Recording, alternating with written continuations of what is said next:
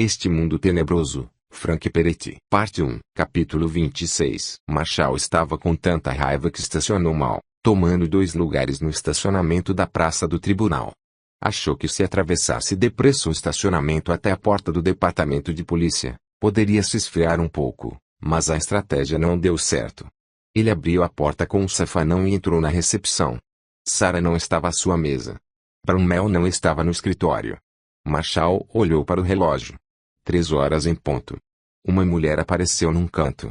Ele ainda não a tinha visto antes. Olá, disse ele. Então acrescentou abruptamente, quem é você? A pergunta surpreendeu bastante, e ela respondeu com timidez. Bem, sou Bárbara, a recepcionista. A recepcionista.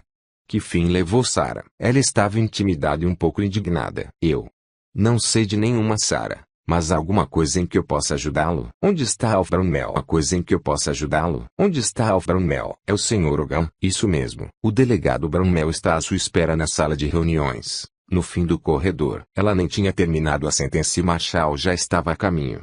Se a tranca da porta tivesse oferecido a menor resistência, não teria sobrevivido à entrada de Marshall. Ele se precipitou porta adentro, pronto para torcer o primeiro pescoço em que pudesse botar as mãos. Havia muitos pescoços à escolha. A sala estava cheia de gente que Marshall não esperava, mas enquanto corria os olhos em redor, examinando o rosto dos presentes, não teve dificuldade em adivinhar a pauta da reunião. Brumel tinha os amigos ao seu lado. Figurões. Mentirosos. Maquinadores. Alf Brumel estava sentado à mesa, cercado por seus muitos comparsas e sorrindo aquele sorriso dentuço. Olá, era os olhos de toda aquela gente agora reunida, sem dúvida para pôr as coisas em pratos limpos com ele. Fechou a porta com um pontapé. Ali estava Oliver Yorn, bem como o juiz Baker, o tesoureiro municipal Irving Pierce, o chefe dos bombeiros Frank Brady, o detetive Spence Nelson de Windsor, alguns outros homens a quem Marshall não reconheceu, e finalmente o prefeito de Ashton, David Stein. Bem, olá, prefeito Stein, disse Marshall com frieza. Que interessante encontrá-lo aqui. O prefeito apenas sorriu cordial e silenciosamente, como o fantoche mudo que Marshall sempre achara que era. Sente-se, disse Brumel, acenando com a mão na direção de uma cadeira vazia. Marshall não se moveu. Alf, é esta reunião que eu e você íamos ter? Esta é a reunião, disse Brumel. Acho que não conhece todos os presentes. Com gentileza forçada, Brumel apresentou as novas ou possivelmente novas caras. Quero apresentar-lhe Tony Sulsky, um advogado local com Neil Wesley, presidente do Banco Independente. Pelo que sabemos, já pelo menos conversou com Eugene Baylor, membro do Conselho Administrativo da faculdade. E você naturalmente se lembra de Jimmy Claiborne, da impressora comercial traço. Brumel mostrou os dentes de modo largo, irritante. Marshall, por favor, sente-se. Palavrões cruzavam a mente de Marshall, quando ele disse a Brumel, não enquanto eu for a minoria. Oliver Young piou uma resposta. Marshall, asseguro-lhe que será uma reunião cortês e cordial. E então, qual de vocês espancou a minha repórter até quase matá-la? Marshall sentia-se muito pouco cortês. Brumel respondeu. Marshall, esse tipo de coisas acontece a pessoas que não têm cuidado. Marshall cobriu Brumel com algumas descrições como confeitos tirados de uma caixa de esgoto e então lhe disse, fervendo de raiva. Marshall cobriu Brumel com algumas descrições como confeitos tirados de uma caixa de esgoto e então lhe disse, fervendo de raiva, Brumel, isso não aconteceu simplesmente. Foi planejado. Ela foi atacada e ferida e os seus tiras não fizeram coisa alguma e todos nós sabemos por quê. Ele os olhou ferozmente. Vocês estão todos juntos neste negócio, e seus truques saem baratos. Vandalizam casas, fazem ameaças, expulsam as pessoas, agem como um tipo de clube do bolinha de mafiosos. Ele apontou um dedo acusador na direção de Brumel. E você, amigão, é uma vergonha para sua profissão. Você usou os poderes que lhe foram confiados a fim de silenciar e intimidar, e a fim de cobrir a própria sujeira. Yorn tentou interferir. Marshall, e você se diz um homem de Deus, um pastor, um exemplo piedoso do que um bom cristão deve ser.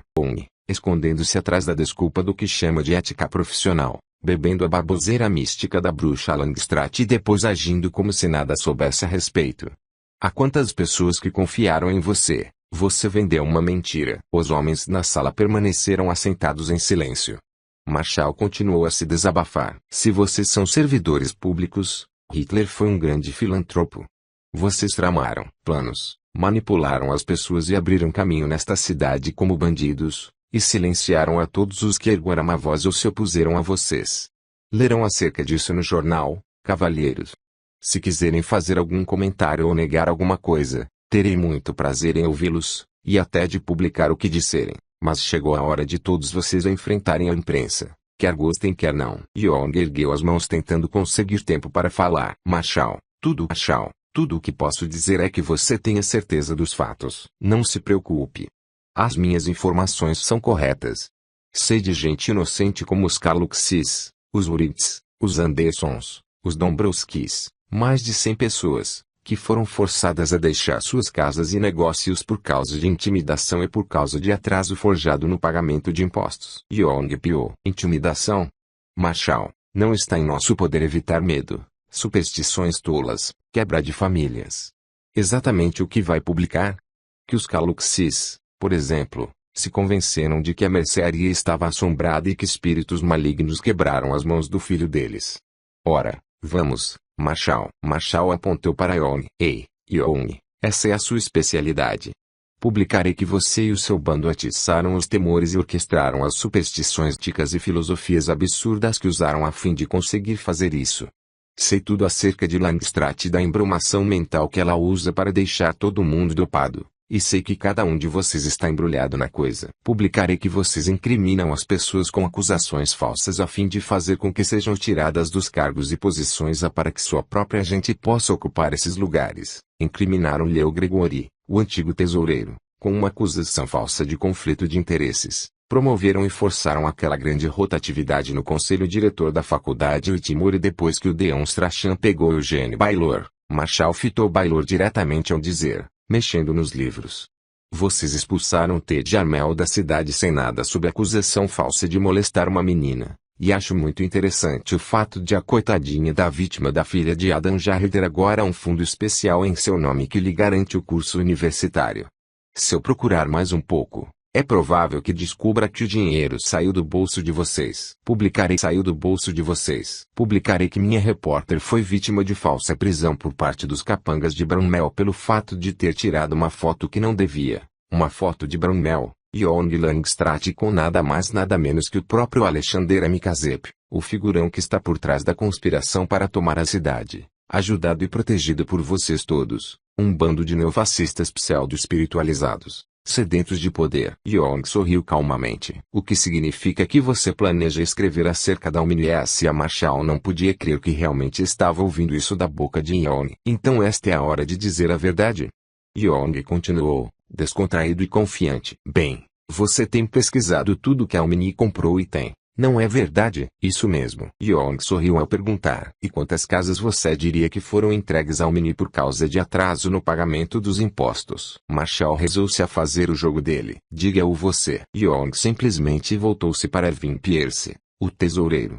Pierce folheou uns papéis. Senhor Hogan, creio que seus registros mostram que 123 casas foram leiloadas e compradas pela ONI por falta de pagamento dos impostos. Ele sabia. Ora, e daí? Foi o que descobri. O senhor se enganou. Ouçamos a mentira, Pierce. O número correto é 163. Todas adquiridas legalmente, legitimamente, nos últimos 5 anos. Marshall não conseguiu pensar numa resposta. Young continuou. Você está certo quanto a ONI ser a proprietária de todos esses imóveis, além de muitos outros empreendimentos comerciais. Mas também deve notar quanto essas propriedades foram substancialmente melhoradas sob o novo proprietário. Eu diria que Ashton é com certeza uma cidade melhor por causa. Eu diria que Ashton é com certeza uma cidade melhor por causa disso. Marshall podia sentir o vapor subindo-lhe a cabeça. Essa gente pagou os impostos.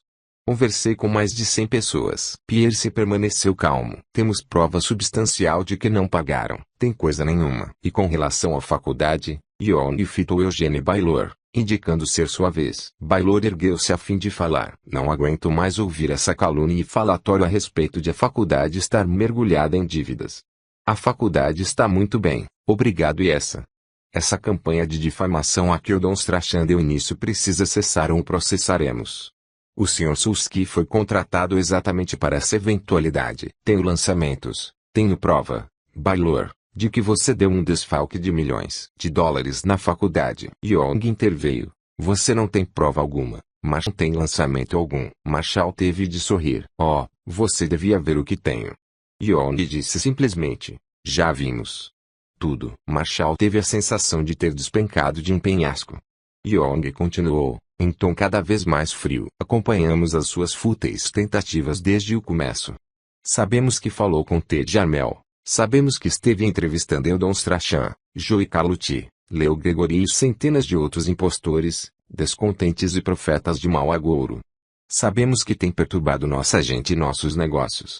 Sabemos que tem espionado todos os nossos documentos pessoais. Young fez uma pausa para efeito, e então disse, tudo isso vai cessar agora, Marshall. Daí o motivo desta reunião, disse Marshall, sarcástico. O que me aguarda, Young? Que diz, Brownell? Tem uma boa, vai mandar alguém destruir minha casa também? Young levantou-se, pedindo com a mão uma oportunidade de falar. Marshall, pode ser que nunca venha a compreender nossos verdadeiros motivos, mas pelo menos dê-me a oportunidade de tentar esclarecer a questão. Não existe nada de sede predatória de poder entre nós, como você provavelmente pensa. Não procuramos poder como um fim. Não, obtiveram-no puramente por acidente, disse Marshall, mordaz. O poder para nós, Marshall, só é necessário como um meio para obtermos o nosso verdadeiro objetivo com relação à humanidade, que nada mais é do que paz e prosperidade universal. Quem é nós? Oh, você já sabe disso também, bem demais. A sociedade, Marshall. A sociedade a que você tem farejado todo esse tempo como se estivesse perseguindo algum misterioso ladrão. A sociedade da percepção universal. A pequena filial aqui em Ashton. Nossa própria pequena participação no clube para a conquista do mundo. Young sorriu com muita tolerância. É mais do que um clube, Marshall. Na realidade, é uma força há muito esperada que se levanta em prol da mudança global. Uma voz mundial que finalmente unirá a humanidade. Ah, sim. Um movimento tão maravilhoso, tão filantrópico que vocês têm de introduzi-lo às escondidas, têm de ocultá-lo somente das ideias antigas, Marshall, dos velhos obstáculos do fanatismo e da intolerância religiosa. Vivemos num mundo que está crescendo e mudando, e a humanidade ainda está se evoluindo, amadurecendo. O processo de amadurecimento de muitos ainda está atrasado e não podem tolerar aquilo que será melhor para eles. Marshall, muitos de nós simplesmente não sabemos o que é melhor. Algum dia, e esperamos que seja breve, todos compreenderão, não haverá mais religião, e então não haverá mais segredos. Enquanto isso, vocês fazem o que podem para assustar as pessoas e afugentá-las de suas casas e negócios. Somente se forem limitadas em sua perspectiva e se resistirem à verdade. Apenas se colocarem no caminho daquilo que é verdadeiramente certo e bom. Marshall estava ficando tão enjoado quanto estava zangado. Verdadeiramente certo e bom? O quê? De repente vocês são a nova autoridade acerca do que é certo e bom? Vamos, Young, onde está a sua teologia? Onde Deus se encaixa em tudo isso? Young deu de ombros com resignação e disse, nós somos Deus. Finalmente Marshall afundou-se numa cadeira. Ou vocês estão loucos? Ou sou eu que estou? Sei que vai muito além de qualquer coisa que você já considerou antes. Concordo em altos e sublimes, mas o que viemos executar é inevitável a todos os homens. Nada mais é do que o destino final da evolução humana, iluminação, autorrealização. Algum dia todos os homens, inclusive você, devem realizar seu próprio potencial infinito, sua própria divindade, e devem se unir em uma só mente universal, uma percepção universal. A alternativa é perecer. Marshall tinha ouvido o suficiente. Young, isso não passa de excremento de cavalo e você está doido varrido. Young fitou os outros e pareceu quase triste. Todo mundo tinha a esperança de que você compreendesse, mas, para dizer a verdade, já esperávamos que se sentisse dessa maneira. Você tem tanto que caminhar, Marshall, tanto. Marshall olhou-os a todos por um bom tempo. Vocês planejam tomar a cidade, não é? Comprar a faculdade? Fazer dela algum tipo de colmeia para sua sociedade cósmica, alucinatória. Young fitou com o rosto muito sério e disse, é para o que há de melhor, Marshall. Tem de ser assim. Marshall ergueu-se e se dirigiu à porta. Verei vocês no jornal. Você não tem jornal algum, Marshall. disse Young abruptamente. Marshall apenas voltou-se e meneou a cabeça. Caia morto. Ned Wesley, presidente do Banco Independente, ao receber o sinal de Young, disse: Marshall, temos de executar a sua hipoteca. Marshall não acreditava no que estava ouvindo. Wesley abriu seu arquivo na ficha de empréstimos comerciais que Marshall fizera para o Clarim. Você não tem pago as prestações há 8 meses, e não obtivemos resposta às muitas indagações que fizemos. Não temos escolha a não ser executar. Marshall estava completamente preparado para fazer Wesley engolir seus lançamentos falsificando. Pierce, o tesoureiro municipal, tomou a palavra. Quanto aos seus impostos, Marshall, temo que também estejam muito atrasados. Não sei como você achou que podia continuar morando naquela casa sem cumprir com as suas obrigações. Foi nesse exato momento que Marshall descobriu que podia virar assassino. Seria a coisa mais fácil do mundo, exceto por haver 2 tiras na sala que adorariam pregar-lhe essa acusação, e um juiz que adoraria jogá-lo atrás das grades para o resto da vida. Vocês estão todos doidos, disse ele lentamente. Não conseguirão safar-se dessa. Foi então que Jimmy Claiborne, da impressora comercial, deu a sua contribuição. Marshall, temo que nós também estejamos tendo problemas com você. Meus lançamentos mostram que não recebemos nada pelas últimas 6 impressões do Clarim. Não há como possamos continuar a imprimir o jornal a menos que você pague as contas. O detetive Nelson acrescentou: são problemas muito sérios, Marshall, e em vista da nossa investigação no Café Jarmel, nada disso melhora a sua situação. E quanto à lei, disse o juiz Baker, quaisquer decisões que acabemos tomando dependerá, naturalmente, de como você se comportar daqui por diante. Especialmente tendo em vista o queixa de abusos sexuais que acabamos de receber, acrescentou Brownell. Sua filha deve ser uma moça muito apavorada para ter mantido silêncio durante tanto tempo. Ele se sentiu como se balas estivessem rasgando-lhe a carne. Podia sentir estar morrendo. Estava certo disso. Apesar de se encolherem à frente do pequeno templo da igreja da comunidade de Ashton, e chiarem maldições e imprecações sulfurosas, os 5 demônios mantinham-se tenazmente agarrados a Bob Corsi. Triscal, Creone, Seth e Sion estavam lá, juntamente com 6 outros guerreiros, as espadas desembainhadas, circundando o pequeno grupo de oração. Anke estava com a Bíblia na mão e já, circundando o pequeno grupo de oração. Anke estava com a Bíblia na mão e já havia repassado algumas referências dos evangelhos para ter ideia de como proceder. Ele e Andy seguravam Bob, firme mas delicadamente, que estava sentado no chão à frente do púlpito. John Coleman tinha vindo prontamente a fim de ajudar, e Ron Forsyth não teria perdido a reunião. Sim, observou Ron, ele está muito mal. Ei, Bob, lembra-se de mim, Ron Forsyth? Bob olhou para Ron com olhos vidrados. Sim, lembro-me de você. Mas os demônios também se lembravam de Ron Forsyth e do domínio que seus camaradas já haviam exercido sobre a sua vida. Traidor. Traidor. Bob começou a gritar com Ron. Traidor. Traidor, enquanto lutava por livrar-se de Anke e Andy. John aproximou-se para ajudar a segurar Bob. Anke ordenou aos demônios: parem com isso. Mesmo. Os demônios falaram através de Bob enquanto este se voltou e praguejou contra Anke. Não precisamos escutá-lo, homem de oração. Jamais nos derrotará.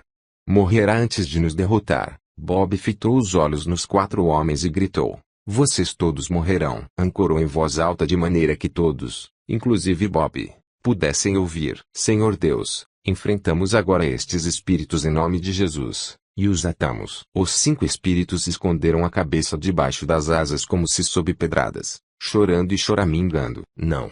Não, disse Bob. Anke continuou: e peço agora que o Senhor mande os seus anjos para nos ajudar. Os 10 guerreiros estavam prontos e esperando. Anke dirigiu-se aos espíritos. Quero saber quantos são. Falem. Um demônio, menor que os outros, entrou pelas costas. Um demônio, menor que os outros, entrou pelas costas de Bob e ganhou. Não. O berro foi expelido com um arroto da garganta de Bob. Quem é você? Perguntou Anke. Não direi. Não pode me obrigar. No nome de Jesus. O demônio respondeu imediatamente. Adivinhação. Anke perguntou. Adivinhação. Quantos estão aí dentro? Milhões. Triscal cutucou a adivinhação de leve no flanco. Aí. 10. 10. Outro cutucão. Aí. Não, somos 5, apenas 5. Bob começou a contorcer-se e a tremer enquanto os demônios passaram a brigar. A adivinhação viu-se alvo de duras bofetadas. Não. Não, berrou Bob pelo demônio. Agora vejam o que me obrigaram a fazer. Os outros estão me batendo. Em nome de Jesus, saia, disse Yankee. A adivinhação soltou Bob, flutuou e desceu imediatamente e saiu voando da igreja, sem olhar para trás. Um demônio grande e peludo gritou após o espírito que partira, e Bob olhou para o teto, gritando: traidor! Traidor! Ainda pagará pelo que fez. E quem é você? Perguntou Yankee. O demônio fechou a boca, e Bob fez o mesmo, fitando os homens com olhos cheios de fogo e ódio. Espírito, quem é você? Exigiu Andy. Bob permaneceu em silêncio, o corpo todo tenso, os lábios apertados, os olhos esbugalhados. Sua respiração era curta e frenética. Seu rosto estava rubro. Espírito, disse Andy, ordeno-lhe que nos diga quem é, em nome de Jesus. Não mencione esse nome. O espírito sibilou e então praguejou. Mencionarei esse nome vez após vez, disse Yankee. Você sabe que esse nome o derrotou. Não. Não. Quem é você? Você sabe que esse nome o derrotou. Não. Não. Quem é você? Confusão, loucura, ódio. Faço tudo isso em nome de Jesus. Eu ato e ordeno-lhe que saia. Todos os demônios fizeram um súbito movimento das asas em conjunto, puxando, dilacerando Bob, tentando escapar. Bob lutou para livrar-se dos homens que o seguravam, e eles tiveram de usar toda a sua força a fim de mantê-lo no chão. O peso deles era pelo menos 4 vezes maior do que o do rapaz, e contudo ele quase escapou. Saiam, ordenaram os 4. O segundo espírito não conseguiu mais manter-se agarrado a Bob e subiu com um solavanco enquanto o rapaz se descontraía subitamente. O espírito encontrou-se de imediato nas mãos de 2 guerreiros que o guardavam. Saía desta região, ordenaram-lhe. Ele baixou um olhar furioso a Bob e a seus 3 comparsas restantes, depois arremeteu-se para a distância. O terceiro demônio falou logo a seguir, usando a voz de Bob: você jamais me expulsará. Passei aqui a maior parte da vida dele. Quem é você? Bruxaria. Muita bruxaria. Está na hora de sair, disse Yankee. Nunca. Não estamos sozinhos, sabia? Somos muitos. Somente 3, pelas minhas contas. Sim, nele, sim.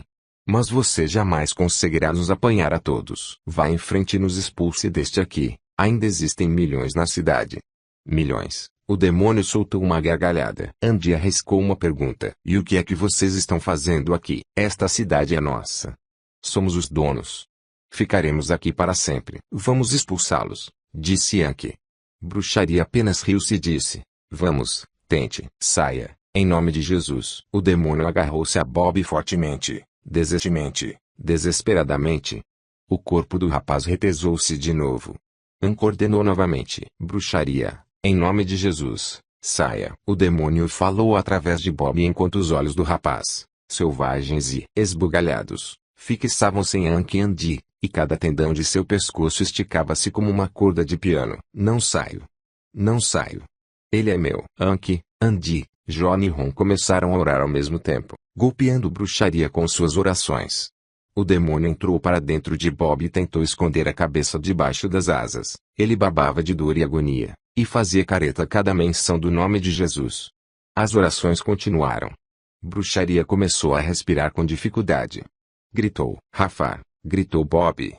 Baal Rafar! O que foi que você disse? O demônio continuou a gritar através de Bob. Rafar! Rafar! Quem é Rafar? Perguntou Yankee. Rafar! É Rafar! É Rafar! É Rafar! O corpo de Bob se contorceu, e ele repetia como um repugnante disco quebrado. E quem é Rafar? Perguntou Andy. Rafar reina. Ele reina. Rafar é Rafar. Rafar é Senhor. Jesus é Senhor, lembrou John ao demônio. Satanás é Senhor, rebateu o demônio. Você disse que Rafar era Senhor, disse Yankee. Satanás é Senhor de Rafar. E de quem Rafar é Senhor? Rafar é Senhor de Ashton. Ele reina sobre Ashton. Andy teve uma inspiração. Ele é o príncipe de Ashton. Rafar é príncipe.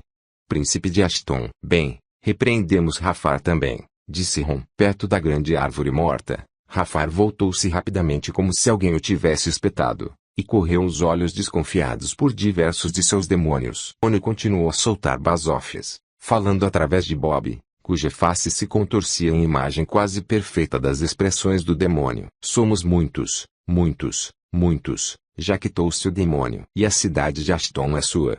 Perguntou Yankee. Com exceção de você, homem de oração. Então está na hora de começar a orar, disse Andy, E foi o que todos fizeram. O demônio fez uma careta de dor terrível, escondendo com desespero a cabeça debaixo das asas e agarrando-se a Bob com toda a força que desaparecia rapidamente. Não. Não. Não, choramingou. Solte-o, bruxaria, disse Yankee, e saia dele. Por favor, deixe-me ficar. Prometo que não o ferirei. Um sinal seguro. Yankee e Andy se entreolharam. A coisa estava prestes a sair. Yankee olhou diretamente nos olhos de Bob e ordenou: espírito, sai. O demônio guinchou enquanto suas garras começaram a escorregar, soltando Bob. Lentamente, centímetro a centímetro, apesar dos esforços frenéticos do demônio em mantê-las enterradas, elas começaram a retrair-se. Ele berrava e praguejava, e os sons saíam da garganta de Bob enquanto a última garra se soltou e o demônio adejou para o alto. Os anjos estavam prestes a ordenar-lhe que deixasse a região, mas ele já estava a caminho. Vou indo, sibilou, sumindo de vista. Bob descontraiu-se, e o mesmo fizeram os 4 homens que lhe ministravam. Tudo bem, Bob? Perguntou Andy. Bob, o Bob verdadeiro, respondeu. Sim. Ainda sobraram alguns, posso senti-los. Descansaremos um minuto e depois expulsaremos a todos, disse Yankee. Sim, disse Bob. Façamos isso. Ron deu uns tapinhas nos joelhos um minuto e depois expulsaremos a todos, disse Yankee. Sim, disse Bob. Façamos isso. Ron deu uns tapinhas no joelho do rapaz. Você está indo muito bem. Nesse momento Maria entrou no templo para ver se podia ajudar de alguma maneira. Tinha ouvido dizer que estavam ministrando alguém e não se sentia bem ficando em casa. Mas então ela viu Bob. O homem de roupas de couro. Ela ficou paralisada no lugar em que estava. Bob ergueu os olhos e a viu. Também havia um demônio dentro dele. Subitamente Bob se transformou. Seu rosto de rapaz exausto e temeroso passou de um espírito malicioso, lascivo, estuprador. Olá, disse o espírito através de Bob, e a seguir referiu-se a ela em termos lascivos, obscenos. Anke e os outros ficaram chocados, mas sabiam quem estava falando. Anke olhou na direção de Marie, e viu que ela se afastava, aterrorizada. Foi ele quem me ameaçou no estacionamento, gritou ela. Os demônios jorraram mais obscenidades. Anke, fica quieto. O espírito amaldiçoou. É a sua esposa, não é? Eu ato no nome de Jesus. Bob retorceu-se e contorceu-se como que vitimado por dor terrível. O demônio estava sentindo a picada das orações. Deixe-me em paz, berrou.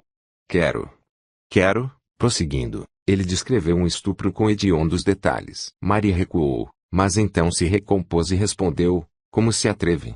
Sou filha de Deus, e não tenho de aguentar esse tipo de conversa. Fique quieto e saia dele. Bob contorceu-se como um verme espetado e teve ânsia de vômito. Deixe-o, estupro, ordenou Andy. Solte-o, disse Yankee. Marie chegou mais perto e disse com firmeza. Eu o repreendo, demônio. Em nome de Jesus, repreendo-o. O demônio desgrudou-se de Bob como se acertado por uma bola de demolição e ficou batendo as asas pelo chão. Crione o agarrou e intimidado, mas de qualquer forma, muito antipático. Eu surrei uma mulher hoje. Não queremos ouvir nada a esse respeito, disse John. Apenas saia. Eu bati nela e a chutei e a surrei. Fique quieto e saia, ordenou Anke. O demônio praguejou alto e saiu. Crione ajudou-o a sumir. Bob deixou-se cair no chão exausto, mas um sorriso suave estampou-se-lhe no rosto e ele começou a rir alegremente. Eles se foram. Graças a Deus, eles se foram. Anke, Andy, John e Ron chegaram-se a ele a fim de confortá-lo.